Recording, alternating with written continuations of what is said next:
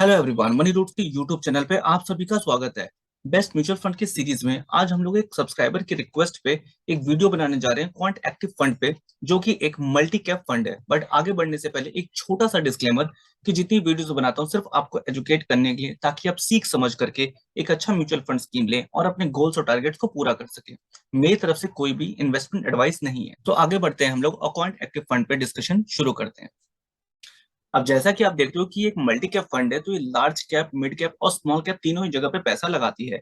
But जो भी return इसने लास्ट 5 ईयर या अभी तब से शुरू हुआ है तब से जो रिटर्न जनरेट किया है, ऐसा कोई जरूरी नहीं होता कि वो आगे भी जनरेट करेगी। तो हम लोग कुछ चीजों पे बात करने वाले हैं इस वीडियो में कि कितना अच्छा है या नहीं है, इस पर कितना रिस्क हो सकता है और कितने आगे रिटर्न की प्रोबेबिलिटी बनने जा रही है। फंड साइज इसका देखोगे, जिसको एसेट अंडर मैनेजमेंट भी कहते हैं, वो लगभग 3,000 करोड़ का है। मतलब अभी एक छोटा फंड है। और छोटे फंड में थोड़ा सा रिस्क तो होता ही है, क्योंकि आपने नोटिस किया होगा कि बहुत सारे म्यूचुअल फंड स्कीम जब वो छोटे होते हैं तो बहुत अच्छा परफॉर्म करके दिखाते हैं, बहुत ज्यादा रिटर्न्स आपको मिलते हैं। पर जैसे जैसे उनका फंड साइज बड़ा होता चलता है, कुछ ही फंड ऐसे बचते हैं जो आगे भी अच्छे रिटर्न को कंटिन्यू कर पाते हैं। पर बहुत सारे फंड ऐसे मैंने देखे हैं जो स्टार्टिंग में अच्छा परफॉर्म कर रहे थे जब वो छोटे फंड थे, पर जैसे जैसे वो बड़े होते चले गए उनकी परफॉर्मेंस डाउन होती चली जाती है। तो इस चीज का आपको थोड़ा सा ध्यान रखना है। पहला रिस्क बस इसमें यही है कि इसका फंड साइज छोटा है। एनएबी इसका 475 का है। सीएजीआर इसकी ग्रोथ देखें तो लास्ट 5 ईयर में, चाहे या जब से शुरू हुआ तब से आप देख लें, तो ये बहुत ही अच्छा मेंटेन कर रहा है, 20% से ऊपर ही है। एक चीज का मैं आपको और बताना चाहूंगा कि आप जानते होंगे कि पहले जब कोई म्यूचुअल फंड स्कीम पे इन्वेस्ट करना चाहते थे तो किसी म्यूचुअल फंड डिस्ट्रीब्यूटर की हेल्प से ही ऐसा करना पॉसिबल था। बट बाद में डायरेक्ट इन्वेस्टमेंट भी आया, जिसमें बिना म्यूचुअल फंड डिस्ट्रीब्यूटर के भी हेल्प के लोग उसमें इन्वेस्ट कर सकते हैं। तो जो मैं डेटा यहाँ पे इस वीडियो में शो करूंगा वो सारा वही होगा जो 2013 से लेकर के होगा, जब से डायरेक्ट भी आप इसमें इन्वेस्टमेंट कर सकते थे। तो चलो अब एक बार इसके रिटर्न्स को देख लेते हैं कि अगर हमने इस पे बिलीव किया होता तो कितना हमारा रिटर्न आता। तो पहले वन टाइम इन्वेस्टमेंट की बात कर लेते हैं, जिसे लमसम इन्वेस्टमेंट भी कहते हैं, कि अगर 3 साल पहले आपने 1 लाख रुपए इस फंड में डाले होते तो वो बढ़ के लगभग 2.75 लाख रुपए बन गया होता। 5 साल पहले अगर आपने डाले होते तो आपका 2,83,000 रुपए अगर बन गया होता। और अगर आपने जब से 2013 जनवरी के आसपास में इसमें इन्वेस्टमेंट कर दिया होता, मतलब जब से डायरेक्ट इन्वेस्टमेंट शुरू हो रखा था इस फंड में, तो लगभग आपका पैसा 6.5 लाख के आसपास बन गया होता। मतलब 9 साल लगभग इनको हुए, 9.5 साल, इसमें आपका पैसा 6 साढ़े 6 गुना हो गया होता। तो एक मल्टीक्वैक कैटेगरी में आपको इतना जो ये रिटर्न आपको दिख रहा है कैसा लग रहा है, वो प्लीज जरूर बताना। मुझे पर्सनली ये ठीक रिटर्न लगा अभी तक का, पर आगे क्या होगा वो हम लोग आगे देखते हैं। एक बार हम इसके एसआईपी रिटर्न को भी देख लेते हैं कि अगर आपने 3 साल पहले इसमें 5,000 रुपए पर मंथ डालने शुरू किए होते तो लगभग आपका इन्वेस्टमेंट अमाउंट टोटल 1,80,000 रुपए हो गया होता, जो कि बढ़ करके 3,24,000 हो गया होता, जो कि बहुत ही अट्रैक्टिव है। 5 साल पहले अगर आपने इसमें इन्वेस्टमेंट करना शुरू किया होता तो 3 लाख से बढ़ करके आपका 6,45,000 हो गया होता। और जब से ये फंड शुरू हुआ है, डायरेक्ट इन्वेस्टमेंट इसमें चल रही है, 2013 से अगर आपने इसमें इन्वेस्टमेंट किया होता तो लगभग आपका इन्वेस्टमेंट अमाउंट 5,75,000 रुपए के आसपास होता, और वो बढ़ करके 20 लाख रुपए हो चुके होते। ये एक अप्रोक्सीमेट फिगर है, बट फिर भी मैं आपसे रिक्वेस्ट करूंगा कि प्लीज ये आपको कैसा लग रहा है कमेंट सेक्शन में जरूर बताना, क्योंकि बहुत सारे जो बिगिनर्स हैं वो इस वीडियो को देखते हैं, तो उनके लिए आपका कमेंट बहुत ही ज्यादा वैल्यूएबल हो सकता है। तो अब हम एक काम करते हैं, एक चार्ट देखते हैं, क्योंकि इसमें आपको मैं ये भी बता पाऊंगा कि क्या अभी इसमें इन्वेस्टमेंट करना ठीक है या नहीं है। तो अब आप नोटिस करोगे कि ये 5 ईयर का चार्ट है। तो यहाँ पे आप दिसंबर 2017 के आसपास से लेकर के उसी के आसपास का है ये, और यहाँ तक का डेटा भी देख सकते हो। तो आपने चार्ट में यहाँ पे देखा कि पहले स्टार्टिंग के, ये कोरोना वायरस से पहले की बात कर रहा हूँ, तो ये 2-3 साल का जो यहाँ पे टर्म है, इसमें कोई बहुत अच्छा परफॉर्मेंस नहीं था। इवन कुछ टाइम पे ये जो ब्लू वाला है ये इस स्कीम को इंडिकेट कर रहा है, और ये निफ्टी 50 को है, मतलब मार्केट को इंडिकेट कर रहा है, जो ऑरेंज वाला है। तो आप यहाँ देखोगे कि ये इतना बेटर परफॉर्म नहीं कर रहा था निफ्टी 50 के रिस्पेक्ट में। बट कोरोना वायरस के बाद आप देखोगे तो इसके बाद एक अच्छी रैली आई, इसने बहुत ही अल्टीमेट परफॉर्म करके दिखाया। इसमें मुझे एक छोटा सा कंसर्न है जो मैं आपके सामने बताना चाहता हूँ, कि अभी आप नोटिस करोगे यहाँ पे अचानक से बहुत ज्यादा ये उठा हुआ है, क्योंकि जाहिर सी बात है मार्केट में अभी भी रैली आई थी, बट अगेन से यहाँ पे वापस से गिर सकता है। तो इस जगह पे अगर कोई वन टाइम इन्वेस्टमेंट करना चाहता है तो मैं तो अवॉइड करूंगा वन टाइम इन्वेस्टमेंट के लिए, क्योंकि अगर आपने मान लो यहाँ पे वन टाइम इन्वेस्टमेंट किया और किसी तरह से, क्योंकि यहाँ से गिर गया, क्योंकि बहुत सारे इन्वेस्टर्स का या मार्केट एनालिस्ट का ऐसा मानना है कि अभी कुछ टाइम के लिए, मतलब अभी 6 महीने या 1.5 साल के लिए मार्केट दोबारा से बहुत ज्यादा गिर सकता है, क्योंकि रिसेशन को लेकर के एक बहुत ज्यादा कंसर्न है वर्ल्ड वाइड। तो इस चीज को आपको थोड़ा सा ध्यान में रखना चाहिए। तो वन टाइम इन्वेस्टमेंट के लिए तो मैं बिल्कुल अवॉइड करूंगा इस सिचुएशन पे। हाँ, अगर ये गिर करके वापस यहाँ पे आ जाता, या जो अपने ये जो निफ्टी 50 का जो चार्ट चल रहा है इसके आसपास आ जाता, तो उस टाइम पे अगर वन टाइम इन्वेस्टमेंट की जाए तो मुझे लगता है ज्यादा बेटर रिटर्न आने के चांसेस होंगे। बट इस वक्त पे वन टाइम इन्वेस्टमेंट मैं अवॉइड करूंगा। तो बात करते हैं एसआईपी की, वो हमें करना चाहिए कि नहीं, वो चलो आगे बताएंगे। पर कुछ और रिस्क रेशियोज हैं जो मैं आपके सामने एक बार दिखा देता हूँ। यहाँ पे आप देखो कि जनरली हम लोग तीन चीजों को फोकस में लाते हैं: स्टैंडर्ड डेविएशन, बीटा और शार्पे रेशियो। स्टैंडर्ड डेविएशन और बीटा वॉलेटिलिटी को शो करता है, और जो कि उतार चढ़ाव होता है, जो कि ज्यादा नहीं होना चाहिए। बट आप इस फंड का देखोगे, क्वांट एक्टिव फंड का, आप कैटेगरी का एवरेज देखोगे जो कि 19.91 था, उसके रिस्पेक्ट में 22.48, तो ये बहुत ज्यादा वॉलेटाइल है।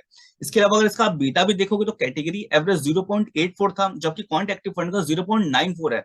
तो मैंने आपको पहले भी कुछ वीडियोस में बताया है कि वन टाइम इन्वेस्टमेंट अगर आपको कभी भी करना हो तो ऐसे म्यूचुअल फंड स्कीम में नहीं करना चाहिए जो ज्यादा वॉलेटाइल होते हैं, क्योंकि उतार चढ़ाव इसमें बहुत ज्यादा होता है। तो कई बार चांस होता है कि हम ऊपर खरीद लेंगे और कुछ समय में नीचे गिर जाता है, तो हमें कुछ समय के लिए बहुत ज्यादा लॉस हो सकता है। तो इस चीज का आपको खास ध्यान रखना है कि वन टाइम इन्वेस्टमेंट तो मैं इस म्यूचुअल फंड स्कीम में अवॉइड करूंगा। हाँ, अगर आप एसआईपी के माध्यम से देखोगे तो एसआईपी में आपने देखा भी है कि बहुत अच्छा रिटर्न आया भी है, और आगे आने की एक छोटी सी उम्मीद है जो मैं आपको दिखाता हूँ। कि शार्पे रेशो देखोगे रिस्क एडजस्टेड रिटर्न है, तो ये जितना ज्यादा हो उतना ही अच्छा होता है। मतलब ये कहीं ना कहीं फंड मैनेजर की परफॉर्मेंस को शो कर रहा होता है कि वो कितना बेटर परफॉर्म कर रहा है। तो आप यहाँ देखोगे कैटेगरी का जो एवरेज है वो 0.84 है मल्टी कैप कैटेगरी में, बट लेकिन क्वांट एक्टिव फंड का 1.32 है, तो अपनी कैटेगरी एवरेज से ये बहुत ऊपर है। तो इसका साफ पता चलता है कि जितना भी रिस्क ले रहे हैं इनके फंड मैनेजर, उसके रिस्पेक्ट में जो रिटर्न जनरेट कर रहे हैं वो बहुत ही अच्छा डिलीवर हो रहा है यहाँ पे। तो अगर कोई ऐसा पर्सन है जो लंबे समय के लिए इन्वेस्ट करना चाहता है, मतलब 5 साल, 7 साल, 10 साल, ऐसे इन्वेस्टमेंट हॉरिजन है उनका, तब तो कोई दिक्कत वाली बातचीत नहीं है। क्यों? क्योंकि ये जो वॉलेटिलिटी है, अगर आप बहुत लंबे समय के लिए इन्वेस्ट कर रहे हो तो ये वॉलेटिलिटी से उतना ज्यादा फर्क नहीं पड़ता है। बट एक छोटा सा कंसर्न इसमें बस यही है कि ये फंड साइज अभी इसका बहुत छोटा है, 3,000 करोड़ के आसपास का है। बट कोई कंक्लूजन पे पहुंचने से पहले मैं कुछ और इन्फॉर्मेशन आपको दे देता हूँ कि कौन इनके फंड मैनेजर हैं और इनका एसेट एलोकेशन, ये सब क्या चीजें हैं। तो आप देखोगे कि इस फंड को तीन अलग अलग फंड मैनेजर्स हैं जो मैनेज कर रहे हैं। जैसे पहले हैं मिस्टर संजीव शर्मा जी, जिन्हें लगभग 18 सालों का तजुर्बा है इस इंडस्ट्री का।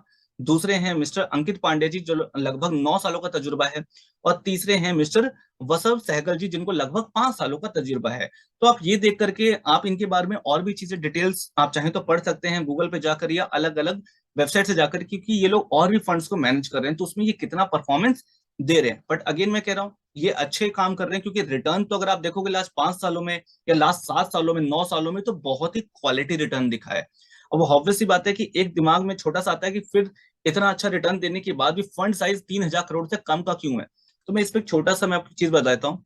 देखो, ज्यादातर लोग बैंक्स पे ज्यादा बिलीव करते हैं। जैसे मैं एग्जांपल के लिए अगर स्टेट बैंक ऑफ इंडिया की बात करूं, या एक्सिस की बात करूं, या एचडीएफसी की बात करूं, मतलब इन सब पे, क्योंकि इन सब पे ना रीच उनको, या आईसीआईसीआई मान लो, इन सब पे रीच उनको बहुत आसान मिल जाता है, क्योंकि इनके पास ऑलरेडी इनके कस्टमर्स थे।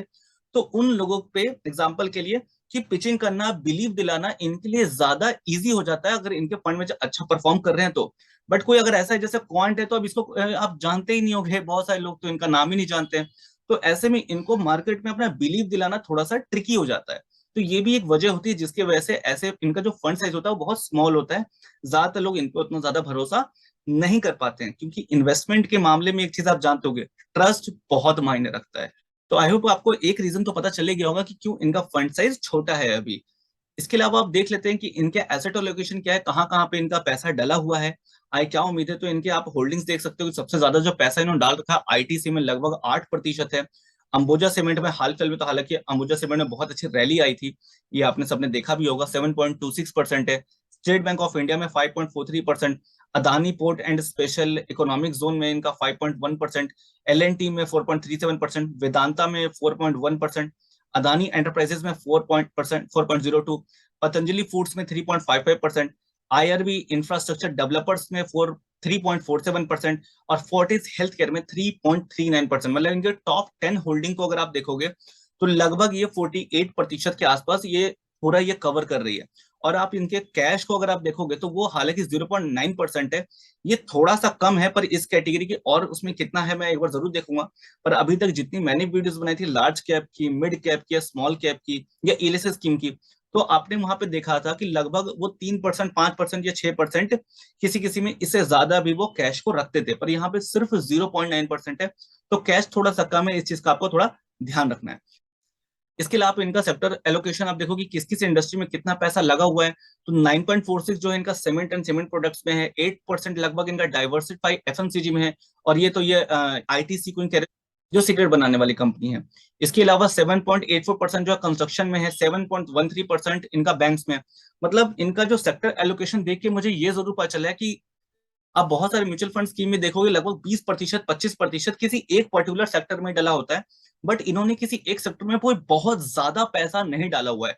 आप देखोगे कि किसी भी एक सेक्टर में 10% भी नहीं है। तो हो सकता है कि इनके फंड मैनेजर की सोच ये हो कि अगर हम लोग अगर थोड़ा थोड़ा पैसा ज्यादातर अलग अलग सेक्टर में डालेंगे तो हम ज्यादातर वो कवर कर पाएंगे, ना कि किसी एक सेक्टर में बहुत ज्यादा पैसा डालना। तो आई होप कि आपको इस फंड के बारे में शॉर्ट में काफी सारी जानकारी मिल गई होगी कि इसमें इन्वेस्ट करना चाहिए या नहीं करना चाहिए। और लमसम के लिए तो मैं स्ट्रिक्टली अवॉइड कहूंगा। एसआईपी के एक वक्त को आप जा सकते हैं, ये भी आपका डिसीजन होगा। हालांकि इसके अलावा अगर आप डायरेक्ट वैल्यू इन्वेस्टिंग सीखना चाहते हो, खुद से ही इंटेलिजेंट इन्वेस्टर बनना चाहते हो, तो इस बुक को द इंटेलिजेंट इन्वेस्टर को आप पढ़ सकते हो। हिंदी और इंग्लिश दोनों में उपलब्ध है। अगर आपको बाहर मार्केट से मिलती है तो वहां से पढ़ लें, अदरवाइज आप अमेजोन से ले सकते हैं। थोड़ी सी मोटी बुक है, पर थोड़ा ध्यान रखना है, ये टाइम लगेगा, तुरंत ये खत्म नहीं होने वाली है। तो इसका लिंक भी मैंने डिस्क्रिप्शन में डाल दिया है। और इसके अलावा अगर आप एक ऐसा डीमेट अकाउंट खुलवाना चाहते हो जिसमें आप जिस कंपनी चाहते हो उनकी रेगुलर अपडेट्स आप तक मिलते रहे नोटिफिकेशन के थ्रू, तो आप सैमको में डीमेट अकाउंट खुलवा सकते हो। फ्री ऑफ कॉस्ट आ रही है, आपको मिल जाएगी चीजें। लिंक इसका भी डिस्क्रिप्शन में मिल जाएगा। With this all, thank you very much, tata, bye bye.